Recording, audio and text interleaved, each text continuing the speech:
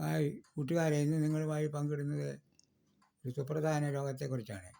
പല കുട്ടികളുടെയും മുതിർന്നവരുടെയും വായിൽ നിന്ന് തുപ്പലൊലിച്ച് ഇങ്ങനെ വീണുകൊണ്ടിരിക്കും. എന്ത് ചെയ്താലും മാറാത്ത ഒരു രോഗമാണിത്. വായിൽ നിന്ന് തുപ്പലും വെള്ളവും ഒലിച്ച് ഇങ്ങനെ വീണുകൊണ്ടിരിക്കും. തുടച്ച് കളയും. അതിനൊരു പരിഹാര മാർഗമാണ് പറഞ്ഞു തരുന്നത്. ഇങ്ങനെ വായിൽ നിന്ന് തുപ്പലൊലിക്കുന്നവർക്ക് ചെയ്യാനുള്ള മരുന്ന് വയമ്പ് പൊടിച്ച് അത് തേനും കൂടെ ചേർത്ത് കഴിക്കണം.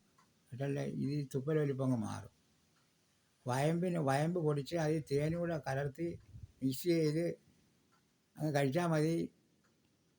നിങ്ങളുടെ കുട്ടികളുടെ ആയാലും വലിയവരുടെ ആയാലും വായിൽ നിന്നുള്ള തുപ്പലൊലിക്കുന്നത് പരിഹാരമാകും. ഈ വീഡിയോ നിങ്ങൾക്ക് ഇഷ്ടമായെങ്കിൽ ലൈക്ക് ചെയ്യാനും ഷെയർ ചെയ്യാനും സബ്സ്ക്രൈബ് ചെയ്യാനും മറന്നുപോകരുത്. സബ്സ്ക്രൈബ് ചെയ്യുകയും തൊട്ടടുത്തുള്ള ബെല്ലൈക്കൺ ക്ലിക്ക് ചെയ്യുകയും ചെയ്താൽ ഇതുപോലുള്ള ഉപകാരപ്രദമായ വീഡിയോകൾ നിങ്ങൾക്ക് നോട്ടിഫിക്കേഷനായി എത്തുകയുള്ളൂ.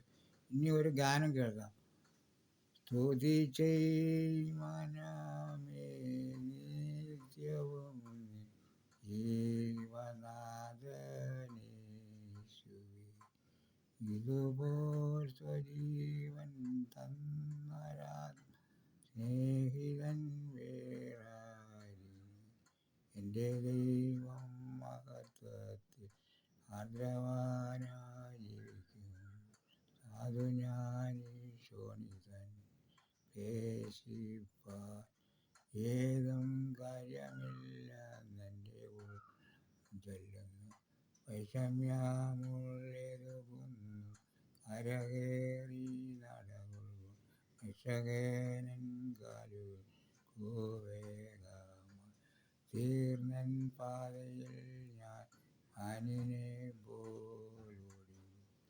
ആരുമേ നീങ്ങില്ലെന്നോ ഞാനേകനാം തീർന്നുവെന്നോ മാനസത്തിലാതിപൂണ്ടു ഖേദിപ്പാൻ. എൻ്റെ നിത്യ സ്നേഹിതന്മാർ ദൈവദൂത സംഗമം ഇപ്പോഴവർ ദൈവമുമ്പിൽ സേവയായി. നാളെ കൊണ്ടെൻ മനസ്സിൽ ലവലേശം വരമി.